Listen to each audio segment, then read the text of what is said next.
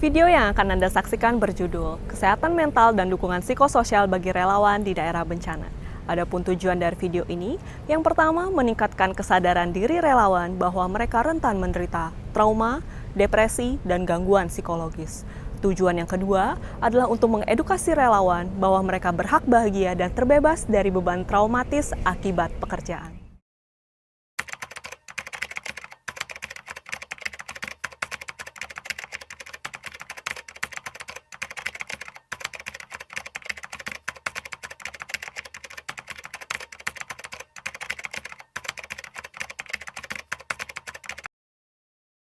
Bencana gempa bumi dan tsunami di Palu, Sulawesi Tengah memang telah meluluhlantakkan semuanya.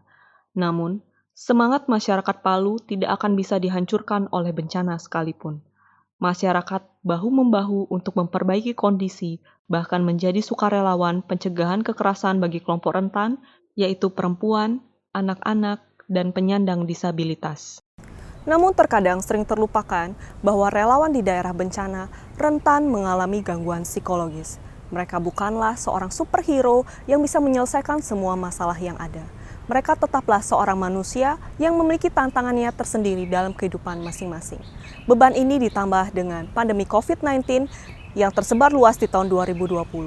Mereka harus tetap profesional, walaupun mereka sadar mereka adalah kelompok yang rentan tertular virus. Untuk mengetahui gambaran dan tantangan kehidupan sehari-hari kehidupan relawan, mari kita simak video ini.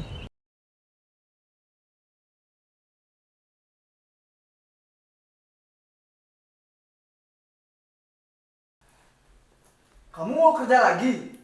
Rumah aja gak keurus. Dasar istri gak becus. Udahlah, aku pergi aja. Suamiku sering berbicara kasar dan memukulku. Aku masih sangat syok, tapi hari ini aku janji bertemu dengan penyintas. Aku harus tetap pergi bekerja karena penyintas lebih membutuhkan bantuan. Aku harus kuat.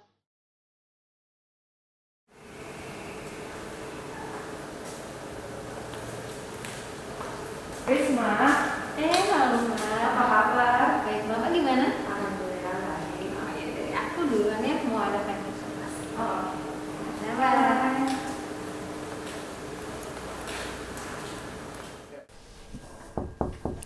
Assalamualaikum. Iya, waalaikumsalam. Ibu dengan Ibu Wati ya? Iya, Mbak. Oh ya, ayo silakan masuk Bu. Silakan lihat di sini. Ini bagaimana Bu hari ini kabarnya? Kabar saya Mbak hari ini. Kabar saya buruk Mbak. Tadi suami saya malah ngusir saya lagi. Gara-gara dia tuh mabuk terus mukul-mukulin saya. Saya nggak tahu Mbak harus gimana lagi. Ya Bu, sabar dulu Bu ya. Bu tarik nafas dulu.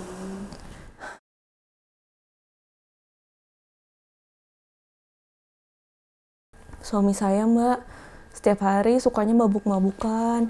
Terus mukulin saya. Kalau udah mabuk udah lupa dia. Terus mukulin saya. Sempat ngusir saya juga. Jadi ini bukan kejadian pertama saya diusir Mbak. Ya Bu, sabar Bu ya. Mungkin Ibu sudah sempat cerita dengan orang terdekat, orang tua misalnya? Udah Mbak, jadi udah pernah ada juga pertemuan keluarga buat ngebahas suami saya ini sifatnya yang suka mabuk-mabukan. Tapi tetap nggak ada perubahan, ada orang tua saya juga malah di sana. Tapi tetap Mbak, saya diusir terus setiap kalau dia mabuk. Ini bukan kejadian pertama juga sih Mbak, saya diusir kayak gini. Saya bingung sih Mbak, harus gimana? Iya Bu, Ibu coba tarik nafas dulu, kita diskusikan ini kembali, kita cari solusinya bersama Bu ya.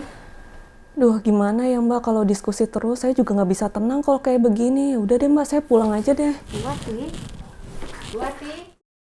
Aku merasa tidak berguna sebagai relawan karena tidak bisa membantu penyintas. Apakah aku masih cocok menjadi seorang relawan? Relawan memiliki rasa kemanusiaan yang tinggi. Namun terkadang mereka lupa memberikan penghargaan bagi diri sendiri dan merasa sangat bersalah ketika mereka merasa penat ataupun lelah dengan cerita yang terus berulang, ataupun ketika mereka tidak bisa menyelesaikan masalah penyintas.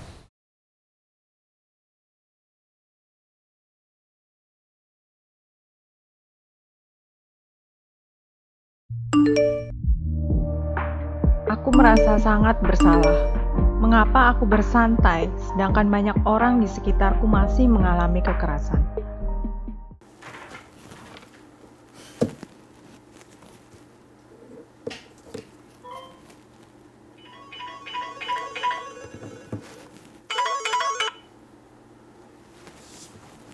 Iya, halo.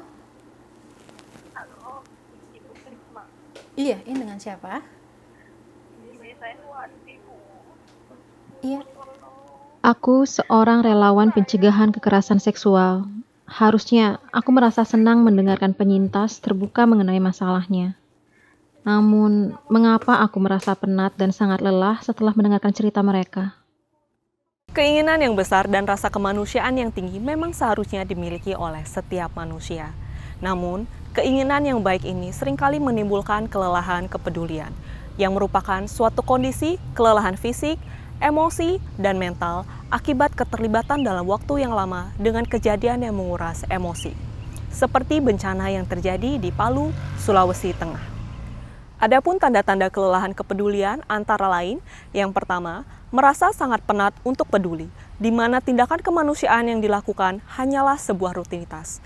Perasaan ini timbul akibat keinginan yang sangat besar untuk membantu, namun tidak diimbangi oleh istirahat dan penghargaan bagi diri sendiri. Yang kedua, merasa kesal untuk peduli dengan permasalahan orang lain. Perasaan ini timbul akibat cita-cita yang sangat besar untuk membantu, namun tidak diikuti dengan perubahan hasil yang diharapkan, sehingga timbul kekecewaan yang mendalam.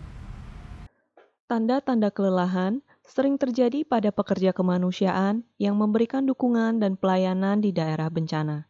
Terkadang, mereka lupa untuk menjaga diri sendiri dan menghabiskan seluruh energi mereka untuk melayani penyintas maupun korban bencana. Kelelahan fisik dan mental akibat keterlibatan dalam waktu yang lama dengan kondisi yang menguras emosi seperti bencana di Palu dapat menyebabkan burnout. Adapun tanda-tanda burnout adalah 1. Merasa lelah dan mengantuk walaupun sudah cukup tidur. 2. Merasakan kesedihan yang mendalam. 3. Marah dan cepat tersinggung. 4. Sering berprasangka buruk. Jika dibiarkan tanpa perbaikan, maka akan sangat sulit membantu orang lain jika relawannya stres dan depresi. Perawatan diri yang tepat sangat penting untuk menjaga kesehatan relawan baik secara fisik maupun mental, serta memiliki pola pikir yang baik untuk tetap melanjutkan layanan bagi korban bencana. Bagaimanapun, relawan bukanlah superhero yang harus tampil prima di segala kondisi.